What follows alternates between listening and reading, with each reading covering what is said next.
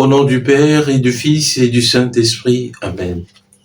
Jésus le Christ, lumière intérieure, ne laisse pas mes ténèbres me parler.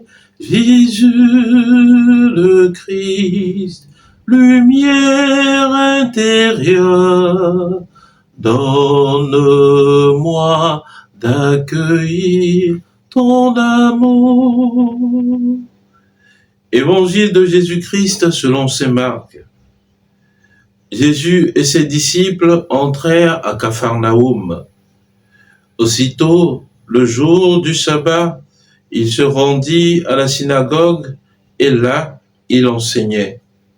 On était frappé par son enseignement, car il enseignait un homme qui a autorité et non pas comme les scribes. Or, il y avait dans leur synagogue un homme tourmenté par un esprit impur qui se mit à crier. « Que nous veux-tu, Jésus de Nazareth? Es-tu venu pour nous perdre? Je sais qui tu es. Tu es le Saint de Dieu. » Jésus l'interpella vivement. « Tais-toi, sors de cet homme. » L'esprit impur le fit entrer en convulsion. Puis, poussant un grand cri, sortit de lui. Ils furent tous frappés de stupeur et se demandaient entre eux, « Qu'est-ce que cela veut dire? » Voilà un enseignement nouveau donné avec autorité. Il commande même aux esprits impurs et ils lui obéissent. Sa renommée se répandit aussitôt partout dans toute la région de la Galilée. Acclamons la parole de Dieu. Louange à toi, Seigneur Jésus. Bien-aimé de Dieu, paix et joie à vous. Aujourd'hui, nous sommes introduits avec Jésus au beau milieu de la synagogue à Capharnaüm. Oui, bien-aimé de Dieu, Capharnaüm est un lieu de désordre et Jésus vient y apporter sa paix. Capharnaüm est tellement un lieu de désordre que la langue française en a retenu même le sens dans certaines expressions. Faire de sa vie un Capharnaüm, un grand désordre. Alors, chers frères, chères sœurs, Jésus vient dans cette ville y apporter sa paix. Et entrer dans cette synagogue, l'Écriture nous dit qu'il enseignait.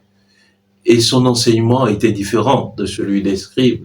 Son enseignement était un enseignement fait avec autorité. Oui, chers frères, chères sœurs, le mot autorité est à comprendre aussi bien dans son sens étymologique que dans son sens actuel. Sur le plan étymologique, le mot autorité vient du latin augere, qui veut dire augmenter. D'autres le prennent également sur l'étymologie grecque autoritas. Mais autoritas qui vient d'un autre mot latin auctoritas, qui lui aussi dérive de augere, que nous venons de mentionner. Donc, augere veut dire augmenter, faire élever. Alors, nous comprenons bien qu'au sens étymologique, le mot autorité, c'est faire élever. C'est augmenter cette personne, l'élever à une autre dimension. L'autorité ne doit pas être écrasante. L'autorité doit servir d'exemple. L'autorité doit booster. Et c'est ce que vient faire le Seigneur Jésus dans cette synagogue à Capharnaüm. Du point de vue de son sens actuel, le mot autorité peut traduire un sens de imposant. Mais imposant, c'est quelque chose qui montre l'exemple à suivre. Et nous le voyons dans la personne de Jésus. Jésus montre l'exemple. L'autorité, comme je l'ai dit tout à l'heure, ne doit pas être écrasante, mais doit montrer l'exemple à suivre. Et dans l'évangile de Saint Luc, ce même passage nous montre que Jésus est comparé aux scribes.